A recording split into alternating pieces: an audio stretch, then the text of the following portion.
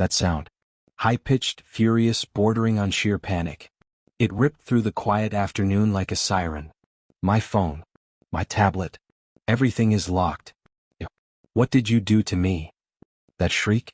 Directed straight at my front door. And the beautiful, twisted part? I hadn't done anything to her devices.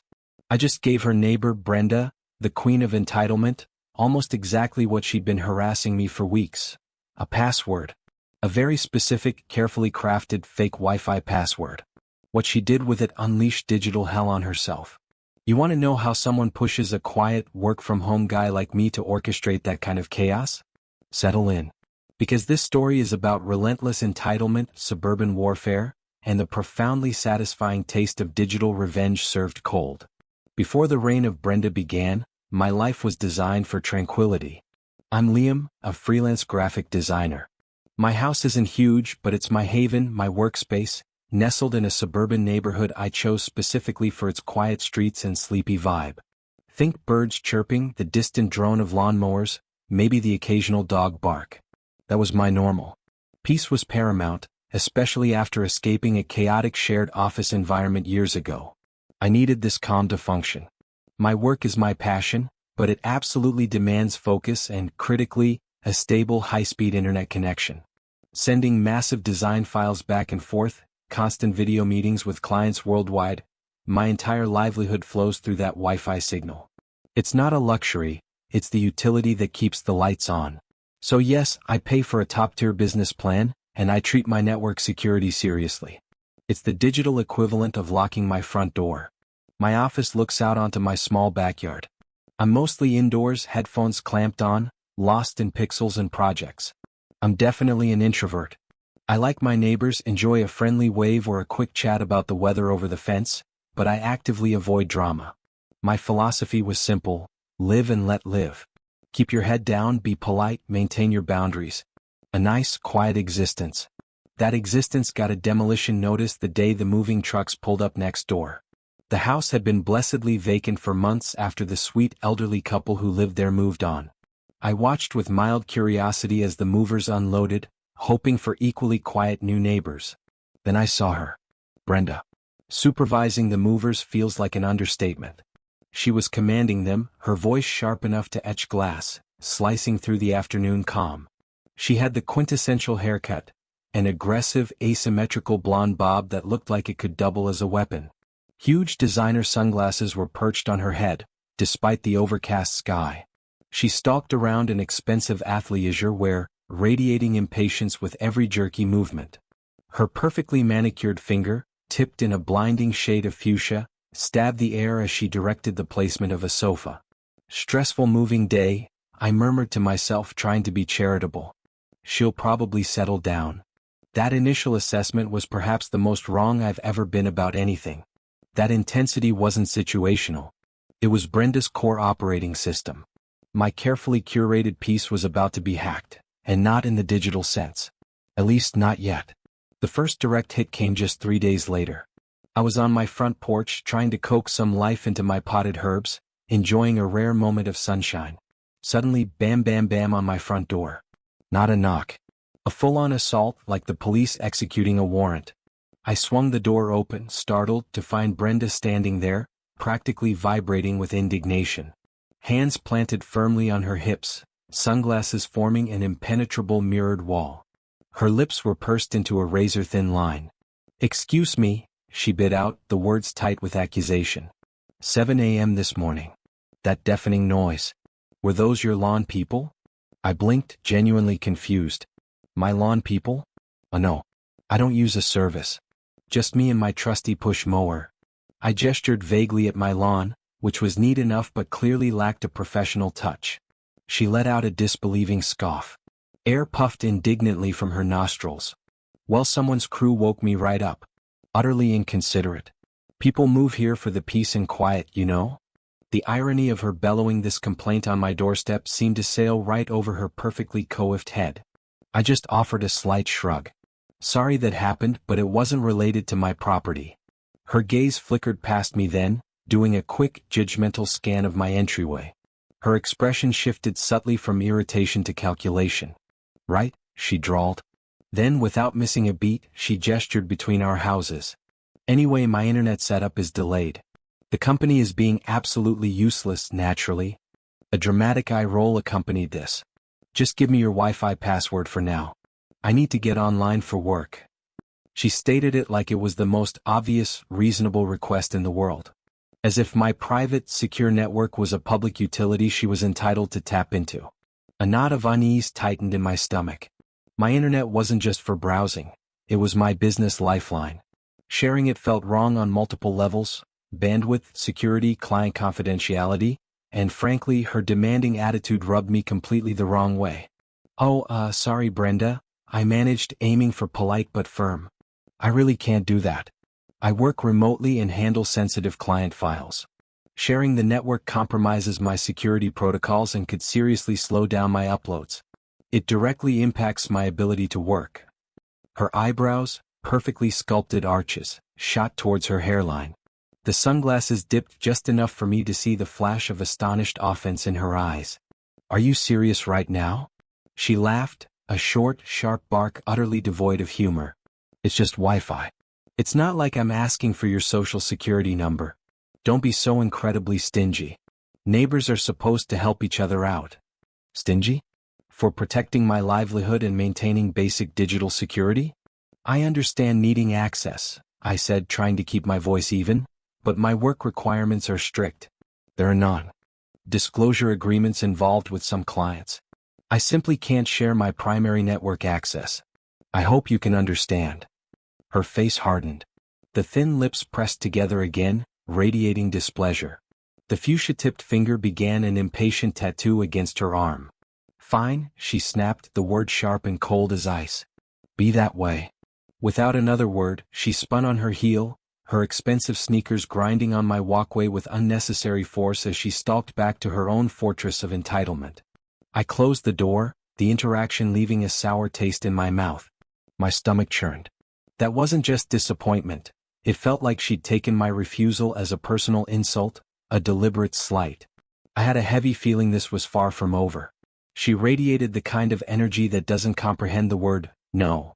What was living next to her going to be like? My peaceful sanctuary suddenly felt vulnerable. My intuition, unfortunately, was bang on the money. Brenda didn't just drop the Wi-Fi issue. My refusal became her fixation, her casus belli for a low-grade neighborhood war. The opening salvos were classic passive-aggressive maneuvers. A few mornings later, a crisp, folded piece of expensive stationery was tucked under my car's windshield wiper. The handwriting was sharp, angular, aggressive. Your recycling bin was overflowing this morning, it declared. Loose items can attract pests. Please ensure all materials are properly contained within the bin as per HOA guidelines. I stared at the note. My bin might have been a little full but overflowing? Attracting pests? This was pure harassment disguised as civic concern. The sheer pettiness had Brenda written all over it. Was she actually inspecting my trash now? Then the performances began. Several times a week, she'd pace her front lawn or porch, phone pressed to her ear, conducting conversations at a volume clearly intended to carry. Through my slightly open office window, I'd catch pointed fragments. Honestly, some people have zero sense of community. So cold. You'd think basic neighborliness wouldn't be too much to ask for. Or my personal favorite, living next to someone so secretive. Makes you wonder what they're hiding. Who needs Fort Knox-level security on their internet unless they're up to something sketchy? Heat would flood my face as I overheard these calculated remarks. She was actively trying to slander me to her friends, painting me as paranoid and unfriendly, all because I wouldn't subsidize her internet usage. It felt violating, like she was trying to poison the well of neighborhood opinion against me. The microaggressions escalated. A shared glance while getting the mail would earn me a withering glare. Once, while I was struggling to carry in several bags of groceries, she commented loudly to a passing squirrel, "Amazing how much noise some people can make just walking." I was literally just trying not to drop my eggs. Her car began to consistently encroach slightly over the property line in our shared driveway space. Not enough to fully block me, but just enough to make maneuvering my own car out a daily annoyance, a constant little assertion of her dominance. When I politely pointed it out once, phrasing it as, "Maybe you didn't realize," she shot back, My parking is perfectly adequate. Perhaps you need to practice reversing. Basic neighborly gestures were met with hostility or suspicion. A good morning might earn a grunt, or be ignored entirely as she physically turned away. My home, my sanctuary, started to feel like a besieged outpost. My shoulders would tense whenever I heard her garage door open. I started consciously checking the blinds before stepping outside, just to avoid another draining encounter. The constant low-level stress was like a background hum, interfering with my focus, stealing my peace. Then she escalated from psychological warfare to bureaucratic assault. An email landed in my inbox, subject line stark and official, formal complaint HOA violations at my address. My blood turned to ice water. I ripped it open digitally. It was a list of trumped-up charges: neglected landscaping, my lawn was maybe 3 inches high, persistent excessive noise, from my silent graphic design work, and the kicker, suspected operation of an unauthorized home business violating zoning covenants. My hands started shaking slightly. This was Brenda. This had to be Brenda. This wasn't just petty annoyance anymore. This was a direct attempt to cause me serious problems, potentially even threaten my ability to work from home, all because I wouldn't give her my damned Wi-Fi password. I spent the next 2 hours meticulously crafting a response. Calm, professional, but firm. I addressed each bogus claim with facts, attached a copy of my business license registration, perfectly compliant with HOA rules allowing home offices, and pointedly noted that these complaints arose immediately following my refusal to grant a specific, unusual request from my new neighbor regarding shared utilities. I didn't name Brenda, but the implication was crystal clear. Thankfully, the HOA board seemed to possess more common sense than Brenda gave them credit for. They sent a brief acknowledgement and the matter was dropped. But the attempt itself left me furious and rattled. This woman was actively malicious. How far would she take this? She wasn't done with the Wi-Fi, of course. That remained the central obsession. A few evenings after the HOA complaint evaporated, she cornered me as I was taking the trash bins to the curb. Her approach was direct, aggressive. No finesse this time. "Liam," she snapped, marching right up to the edge of my property line like a general demanding surrender. "This Wi-Fi nonsense has gone on long enough. I still don't have a stable connection." A blatant lie, I suspected. Technicians had been at her house days before. "My daughter, the mythical daughter again, is falling behind in school. She has a major online project due and can't connect reliably. Are you seriously going to stand there and let a child's education suffer because you're being paranoid?"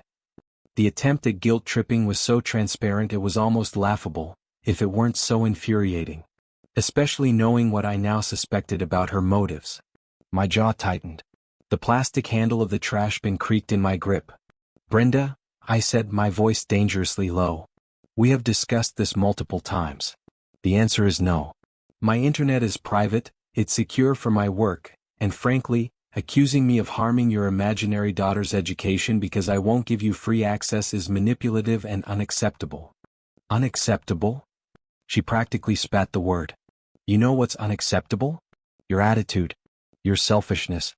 What is wrong with you? Are you downloading illegal movies? Running some kind of dark web business? Is that why you guard your precious internet like it's gold?" The sheer nerve of her accusations, flung so casually across the lawn, made something snap. "My precious internet pays my bills, Brenda," I shot back, volume rising despite myself. "Something you seem determined to freeload off of. The discussion is over. Stay off my property and stop harassing me." I turned sharply, wheeling the bin back towards my garage, leaving her standing there, radiating impotent fury. Later that night, shoved aggressively through my mail slot, I found another note. Crumpled this time, the pen strokes digging deep into the paper. "You will give me the password. Or you'll find out what happens when you make enemies in this neighborhood. Think about it."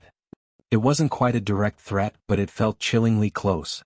My stress levels spiked. This was escalating beyond neighborly disputes. It felt like targeted harassment, bordering on intimidation. My home didn't feel safe anymore. What was she capable of? Keying my car? Spreading more vicious rumors? I felt cornered, exhausted, and increasingly angry. She wouldn't stop. She truly believed she was entitled to hound me until I broke. The Cold War continued. More icy glares, more deliberately audible complaints on her phone about certain people. Then, my own internet started acting up more noticeably. Lag spikes during crucial client video calls, slow file uploads that cost me time. Coincidence? Maybe. But with Brenda's laser focus on my Wi-Fi, paranoia started to feel like pragmatism. Driven by suspicion, I decided to do some digital snooping of my own. I logged into my router's admin interface, a place I rarely venture. Poking around in the connection logs, scrolling through lines of technical data, my eyes suddenly snagged on something alarming. A pattern. Multiple failed login attempts to my network, almost daily. All originating from an unrecognized device MAC address, but the signal strength indicated it was very close. Next door close. The attempted passwords were amateurish. Brenda Wi-Fi, password 123, Liam guessed, my street name, even Max the dog. She must have seen the tag on my dog's collar. She was literally sitting there, trying combinations, hoping to brute force her way into my network like a clumsy digital burglar. My simmering anger began to boil. This wasn't just asking anymore. This was an active attempt to breach my security. It felt profoundly violating. Like finding someone rattling your doorknob night after night. The final straw, the moment that shifted everything from defense to offense, came unexpectedly. It was a breezy Saturday afternoon. I was trying to reclaim some semblance of normalcy by pruning a wildly overgrown rose bush in my backyard. Brenda was on her deck, phone clamped to her ear, pacing like a caged tiger. And, true to form, conducting her conversation at a volume that suggested she wanted the entire zip code to be informed. "No, Carol, you won't believe this guy," she said, her voice sharp with indignation. "Guards his Wi-Fi like it's the crown jewels. But I'm wearing him down. Saw his dog's name is Max on the trash bin sticker yesterday. Bet you $50 his password is, Max loves bones? Or something stupid. People are embarrassingly predictable." My shears froze mid-snip. She was actively scouting for password clues? And boasting about it? The sheer nerve was breathtaking. But it was her next sentence, delivered in a slightly lower, conspiratorial tone that still carried easily across the fence, that lit the fuse. "Honestly," she confided, "it's what I always do. My last apartment? The guy downstairs had blazing fast internet. Took me 2 days to guess his anniversary date. Bam. Free streaming for 8 months until I moved out. These internet companies are robbers anyway. Why pay when people leave the digital door wide open?" She let out that grating, humorless laugh. "This Liam character is just being deliberately obtuse. But I'll get it. Either I guess right or I make his life such a misery he coughs it up just for some peace. Persistence pays, Carol. Always." I stood there, concealed by the thorny branches, processing what I'd just heard. It wasn't about a temporary need. It wasn't about her daughter's non-existent homework. This was her standard operating procedure. She was a serial freeloader, a digital parasite who felt entitled to leech off others, justifying it with flimsy rationalizations. And the constant harassment, the notes, the HOA complaint, it was all part of her calculated strategy to break me down. In that instant, something shifted deep inside me. The weeks of stress, frustration, anger, and feeling besieged coalesced into a cold, diamond-hard point of clarity. Brenda wasn't just an entitled neighbor, she was actively malicious, predatory, and utterly convinced of her own superiority and my supposed cluelessness. "Okay, Brenda, you want a password that badly? You think I'm predictable? You've been trying to guess? Fine. Let's play your game. But we're playing by my rules now." An idea sparked, beautiful in its simplicity and tailored specifically to her entitled carelessness. She was trying password combinations hoping one would unlock my network. What if I gave her a password that looked plausible but was designed to interact disastrously with her own accounts? So many apps lock you out after too many failed attempts with the wrong password. Especially a complex-looking incorrect one tried across multiple platforms, triggering security alerts left and right. A slow, predatory smile I didn't recognize spread across my face. Oh, the sheer poetic justice of it. She wanted access? She was about to get access to a personalized digital hell of her own making. The quiet, conflict-averse Liam was officially offline. Time for Brenda to meet the Liam who understood firewalls, both digital and personal. The perfect opportunity arrived 3 days later. I grabbed my briefcase, heading out the front door around mid-morning, projecting an air of important meeting. Like clockwork, Brenda's front door opened, and she intercepted me on my walkway, planting herself firmly in my path. Her expression was granite, her eyes narrowed with determination. This was it. The final push. "Liam," she declared, voice leaving no room for argument. "We are settling this Wi-Fi issue. Now." I sighed, putting on my best, exhausted and defeated, act. "Brenda, really, I'm running late for a client meeting?" "I don't give a damn about your meeting," she snapped, her voice rising. "My internet is still practically unusable." A blatant falsehood, I was certain. "And I know you got that ridiculous HOA complaint thrown out. You think you're clever, don't you? Well, I need that password. My daughter, bless her fictional heart, is going to fail her project if she can't get online properly tonight. Is that what you want? To ruin a child's grades?" The audacity was almost breathtaking. Trying emotional blackmail after I overheard her confessing her parasitic habits. But I kept my face carefully neutral, letting weariness seep into my voice. "Look," I sighed again, running a hand through my hair as if debating internally. "Okay. All right. You win." I infused my tone with maximum reluctance. "I'm tired of the fighting. No more complaints? No more notes? We just go back to being civil?" A flicker of smug triumph ignited in her eyes. A small, self-satisfied smirk touched her lips. "Naturally. Just give me the password and this all goes away. We can be perfectly normal neighbors." Normal. The word sounded obscene coming from her. I reached into my jacket pocket and pulled out a small notepad and pen, my prepared props. "Okay," I said, pretending to think for a second before scribbling deliberately. "It's one of those complex ones my security software generated, you know? A real pain." I wrote down P at 55W0RDL0CK0UT #fail. It looked passably complex, didn't it? Letters, numbers, symbols, even a hint of password-related terms. But crucially, utterly wrong for my network. It was, however, perfectly crafted to look like a potentially compromised or malicious password attempt if entered repeatedly into various app login fields.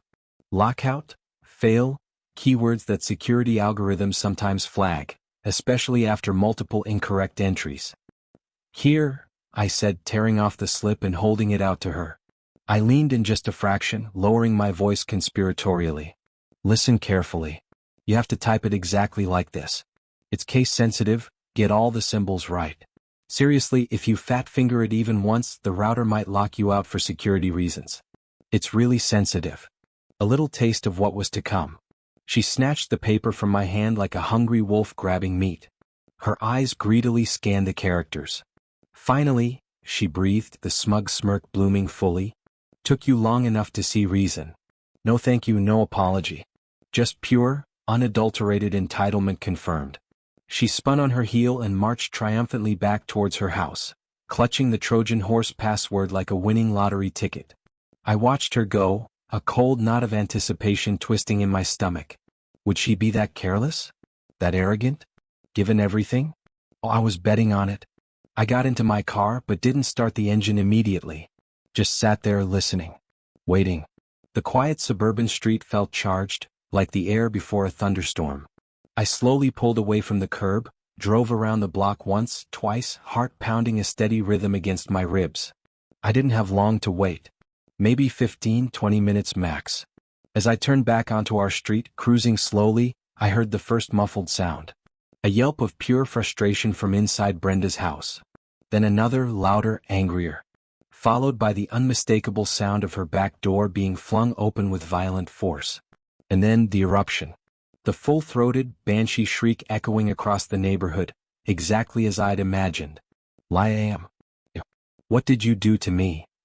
I calmly pulled into my driveway, killed the engine, and got out, arranging my features into an expression of mild curiosity mixed with faint concern.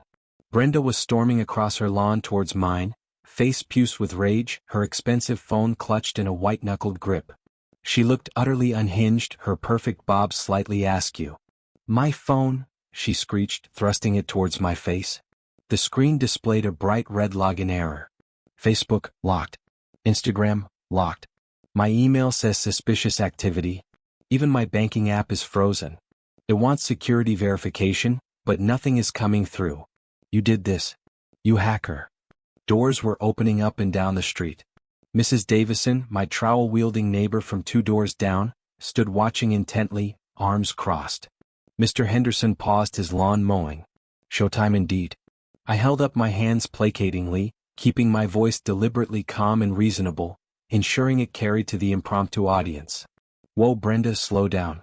What on earth are you talking about? Locked out of your apps? That sounds awful. What happened? It happened right after I used that bogus password you gave me, she shrieked, spittle flying. You infected my phone. You put a virus on it. A virus? I allowed a small, incredulous chuckle. Brenda, I gave you a sequence of characters because you wouldn't stop harassing me. I paused, letting the harassing part hang in the air. Tell me, did you perhaps try typing that exact sequence into your apps, instead of just into the Wi-Fi connection settings? Her furious expression faltered for a millisecond, replaced by a flicker of dawning horror, before the rage slammed back down. I might have tried it when the Wi-Fi didn't connect right away. To check. It doesn't matter. You gave me a fake password designed to do this. Fake in that it wasn't my Wi-Fi password, yes, I corrected gently, which I repeatedly explained I couldn't share due to security concerns for my business. I gestured towards her phone. Now, if you took a random string of characters that you pressured me into giving you after weeks of harassment, false HOA complaints, and admitting you planned to steal my Wi-Fi anyway, I saw her flinch as I mentioned her overheard confession, and you then proceeded to manually enter that specific string into your personal Facebook login, your bank login, your email login. Well, Brenda, what did you realistically expect their security systems to do? I lowered my voice just slightly, making it sound explanatory, almost helpful, but ensuring the neighbors could still hear. Most secure platforms automatically lock accounts after too many incorrect password attempts. Especially if the attempt looks like a strange or potentially malicious string, like, say, one containing words like lockout or fail. It's a standard security feature to protect your accounts from hackers, Brenda.